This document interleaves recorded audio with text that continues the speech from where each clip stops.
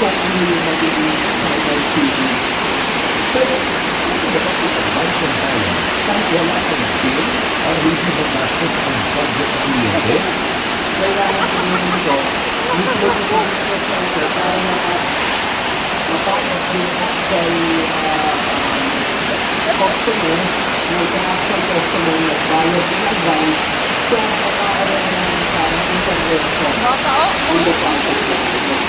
Ang tanong, bakit ba ang nakakabibigay sa ating mga consumer? Kung isang bansa na lang, magalitan na pareho lang, dahil ang hindi tayo ba yung mga consumers ang magbabayad ng dagdag CA dulot ng serye ng pagpalya ng Sacapetong Planta. Ibig sabihin, taong bayan pa rin ang papasan ng problema at hindi ang mga bumagsak na kwenta. Whatever we need for this room, so meron tayo na eventually, we still